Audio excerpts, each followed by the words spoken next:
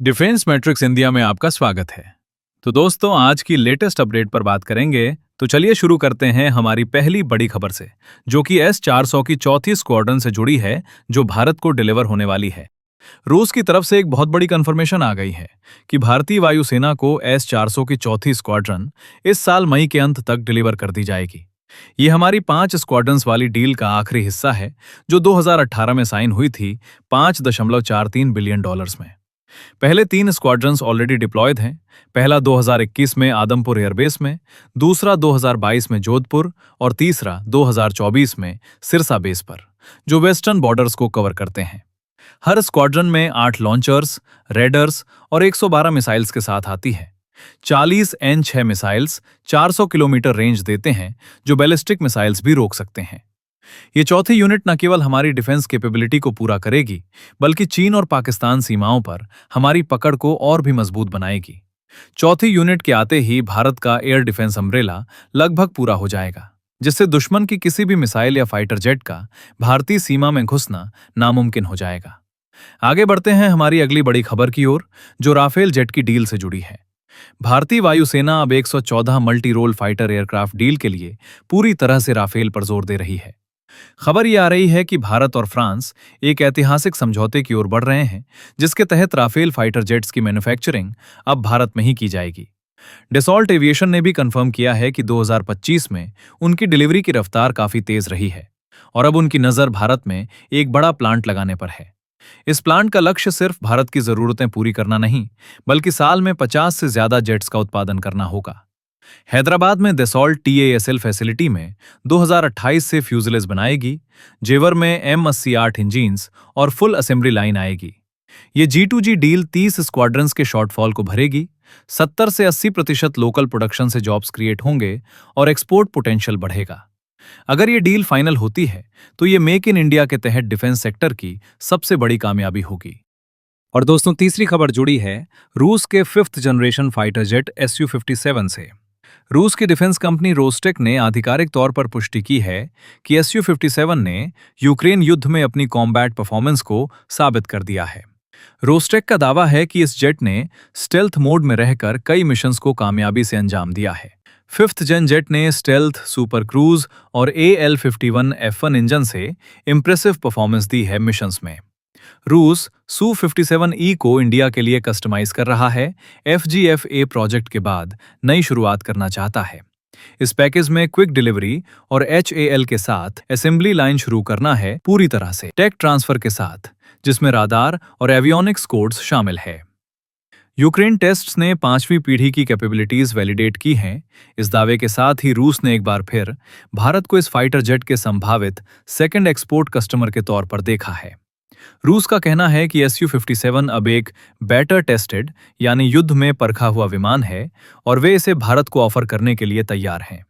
हालांकि भारत अभी अपने खुद के AMCA प्रोग्राम पर फोकस कर रहा है।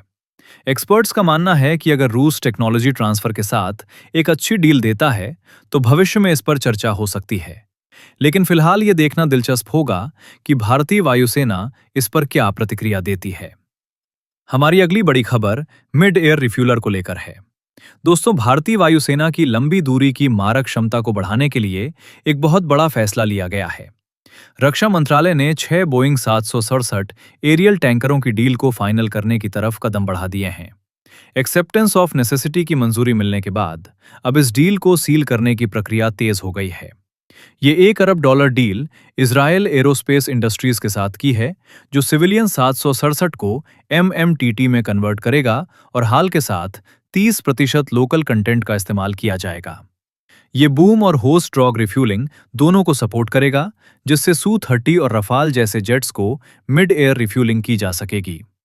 आपको बता दें कि अभी वायुसेना के पास पुराने IL-78 रिफ्यूलर्स हैं, जिनकी मेंटेनेंस में काफ़ी दिक्कतें आती हैं।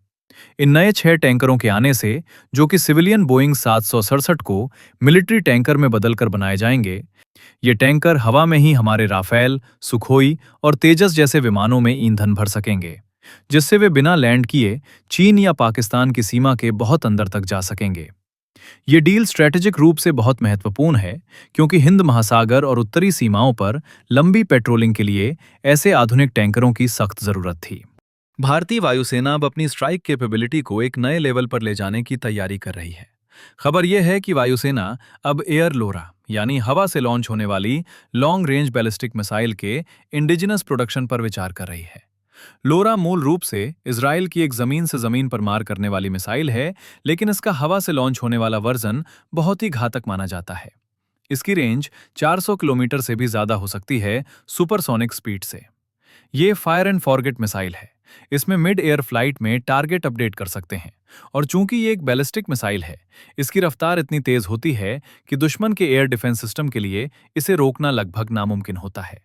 इसका वेट 1600 किलोग्राम है।